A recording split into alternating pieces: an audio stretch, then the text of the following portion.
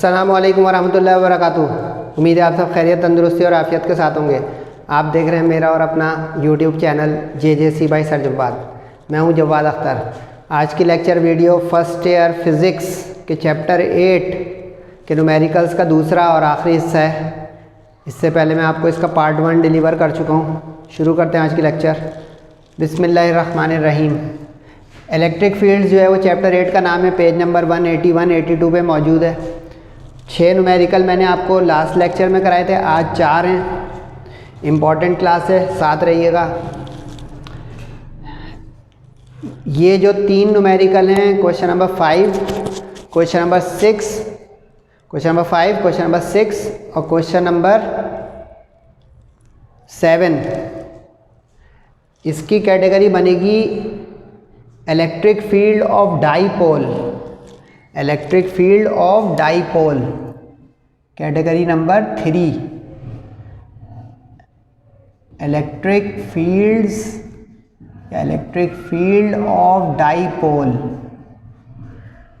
Category 1 हुई थी last lecture में, कूलम्स लॉ। फिर कैटेगरी 2 हुई थी इलेक्ट्रिक फील्ड सिंपली, और अब इलेक्ट्रिक फील्ड ऑफ डाईपोल है। डाईपोल का मतलब अगर 2 चार्जेस हों तो उन दोनों के नेट इफ़ेक्ट, क्योंकि दोनों चार्जेस जो उनके ऊपर पोलैरिटी होगी यानी चार्ज होगा तो मिलकर बन जाएगा डाईपोल।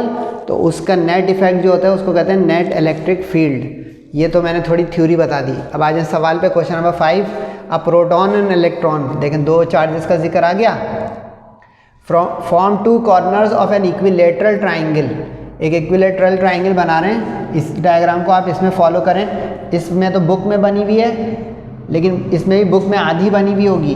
ये रेड पेन जो है वो बुक का है, बाकी ब्लैक जो है वो मैंने कंस्ट्रक्शन की है।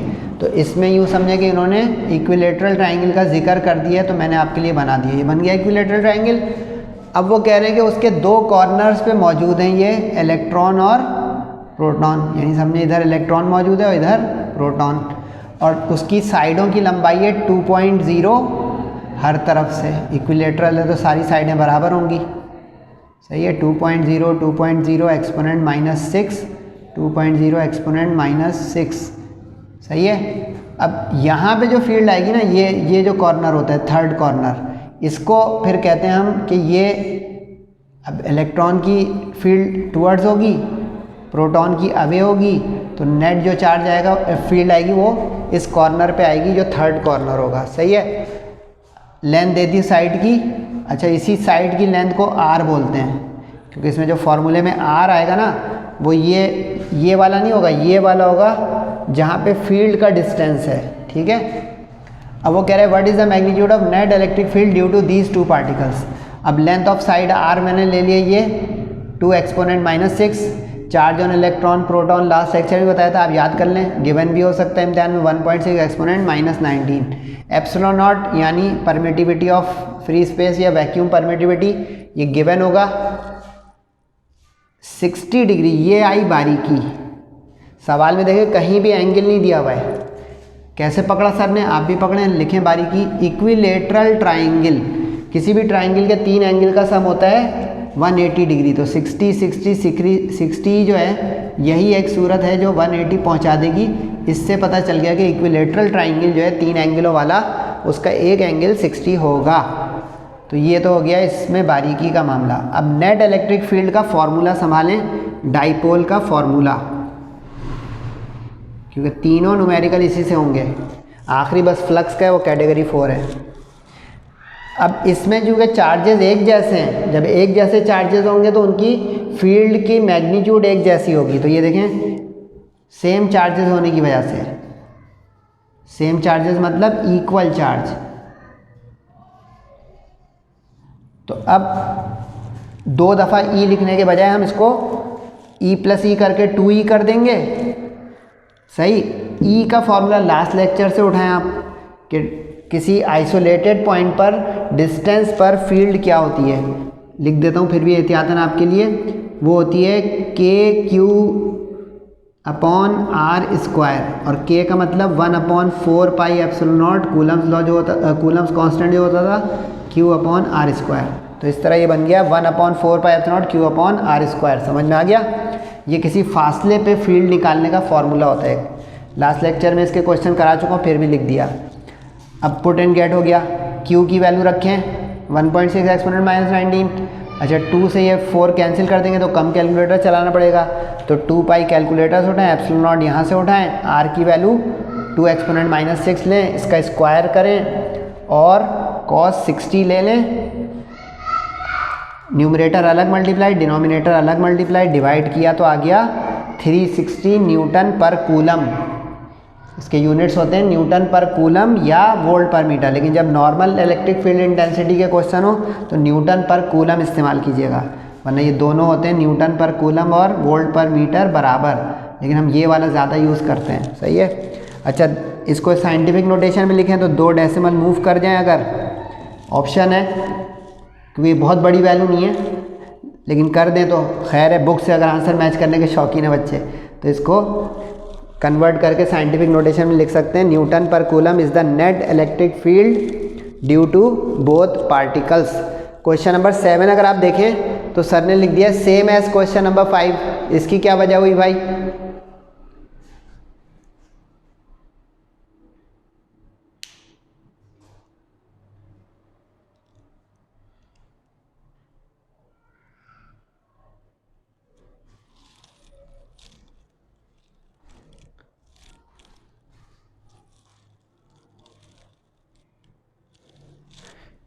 इसकी वजह ये हुई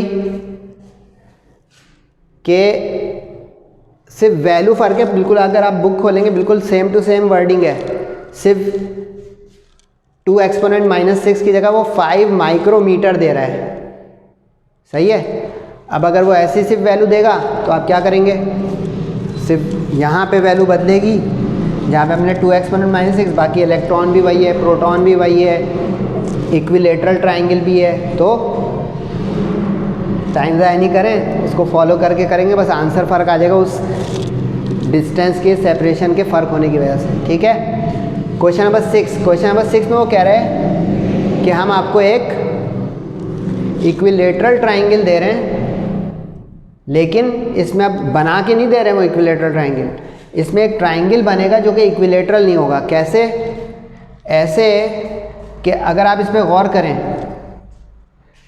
तो उन्होंने कहा है कि 2 चार्जेस हैं, एक माइनस जो कि लेफ़्ट एक्स एक्सिस पे यानी नेगेटिव एक्स एक्सिस पर मौजूद है, और एक पॉजिटिव चार्ज है जो पॉजिटिव एक्स एक्सिस पर मौजूद है। तो अब वो कह रहे हैं मैग्नीट्यूड और डायरेक्शन बताएं एक्स एक्सिस के लिहाज से इस फील्ड की इस पॉइंट पी पर जो नज़र आ रहे हैं यहाँ पे, यानी यहाँ पे हमें नेट फील्ड चाहिए इन दोनों चार्जेस की। सही है। अब ये कैसे करेंगे न्यूमेरिकल? हम बिल्कुल पिछले सवाल की तरह करेंगे, लेकिन इसमें एक मसला फंस गया, क्योंकि आप देख रहे हैं साइड छोटी बड़ी हैं। 3 हो गया ये, 3 हो गया ये, 4 हो गया ये, तो अब इसका मतलब ये इक्विलेटरल ट्राइंगल नहीं हुआ, क्योंकि साइडें बराबर होती तो हर तरफ से फिर आता। अब इसके लिए हमें पाइथागोरस थ्योरम लगाना पड़ेगा। एक पाइथागोरस थ्योरम याद है जिसमें हम परपेंडिकुलर, बेस और हाइपोटेन्यूज को डील करते थे। पाइथागोरस थ्योरम याद आ गया बच्चों? अब पाइथागोरस थ्योरम की मदद से ये सवाल आगे बढ़ेगा।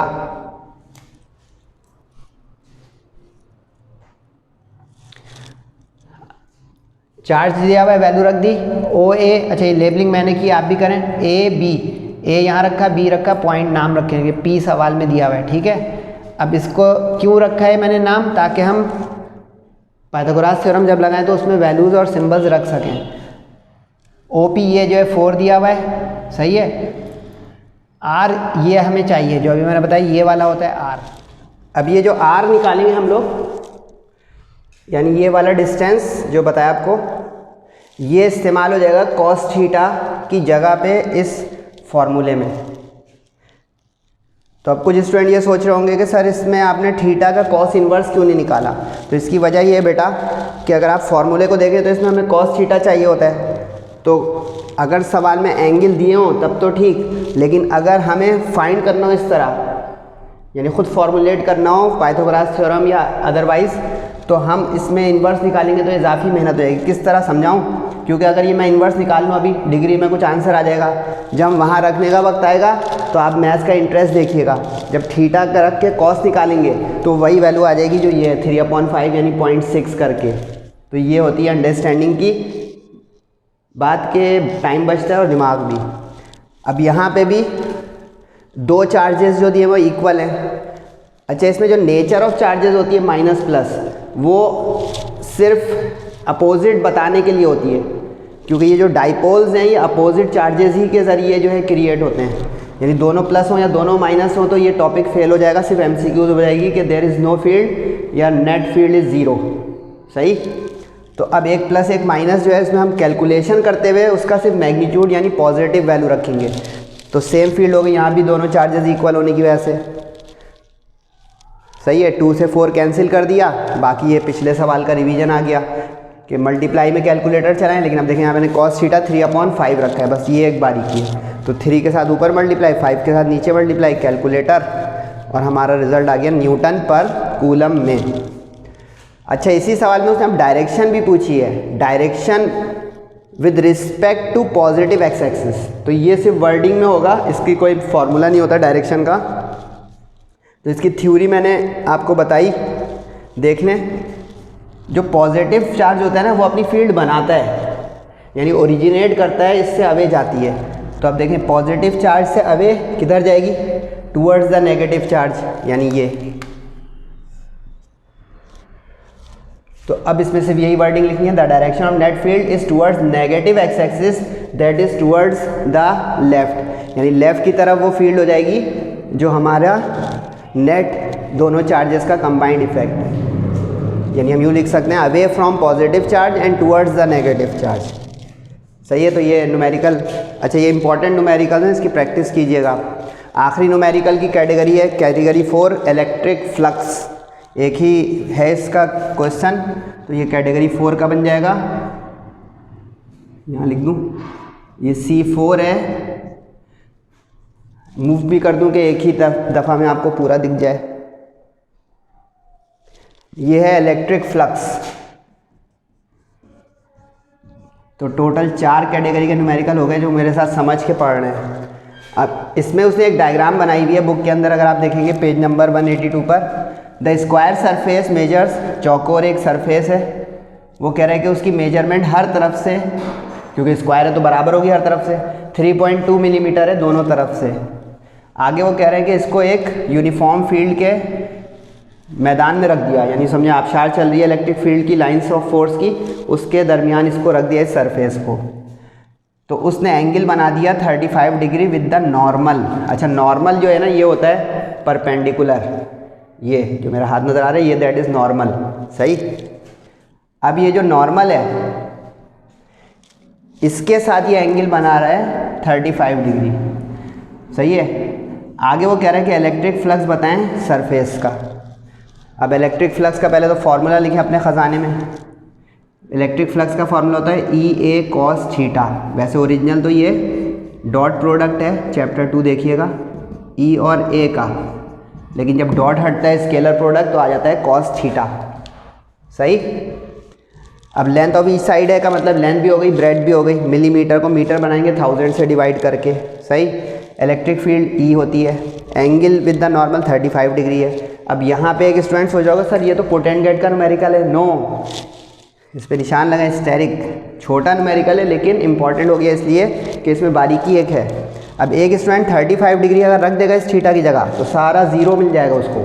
सर कैसे, समझें थ्योरी आधे मिनट की, फिर ये लेक्चर ख़त्म। ये आप देख रहे हैं मेरे डायरेक्शन ऑफ फील्ड क्या है, नज़र आ रहा है। एंगल इस तरफ बनना चाहिए, यानी फील्ड के साथ जो एंगल बनता है उसको थीटा कहते हैं इस फॉर्मूले में। यानी ये मतलब, यानी ये नॉर्मल है और ये फील्ड है। ठीक है। तो यहाँ हुआ 35 डिग्री, ये वाला एंगल होना चाहिए। तो ये सप्लीमेंट्री एंगल के उसूल से आएगा, 180 में से माइनस करके, क्योंकि दो एंगल्स का सम जब होता है 180 तो उसको कहते हैं सप्लीमेंट्री एंगल। ये है इसमें समझने का असल कि डायरेक्शन जो है, यानी एक दफ़ा समझा दूँ, ये देख रहे हैं आप, ये जो है ये दिया हुआ है। सही है। लेकिन ये नॉर्मल के साथ हो गया। हमारी डायरेक्शन ऑफ फील्ड ये, मेरे रेड मार्कर का कैप देखें, नज़र आ रहा है ये। अब ये जो एंगल बनेगा डायरेक्शन विद फील्ड, ये कहलाएगा थीटा। अब ये समझ में आ गया, फिर क्वेश्चन डन हो गया। यानी अब 180 में से इस 35 को जो गिवन है माइनस करा, फिर उसको वैल्यू में पुट कर दिया।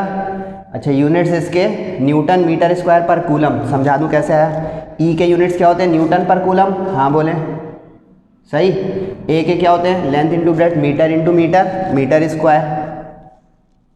तो क्या हुआ, newton per coulomb metre square, newton per coulomb metre square. अच्छा, जाने से पहले मैं आपको एक डायग्राम दिखाना चाहता हूँ। ये पेज नंबर 172 पे अगर ये आपको डायग्राम नज़र आ जाए, ये इस डाइपोल की कॉन्सेप्चुअल डायग्राम है। अगर आपको देखनी है तो ये बुक में देखिएगा, मैंने वैसे समझाई भी है। ये उन लोगों के लिए जो शौकीन बच्चे हैं माशाल्लाह। तो फीडबैक ज़रूर दीजिएगा। और सेहत और ज़िंदगी के साथ है अगला लेक्चर। तब तक अपना और सबका बहुत ख्याल रखिएगा। अस्सलामु अलैकुम वरहमतुल्लाहि व बरकातुहू।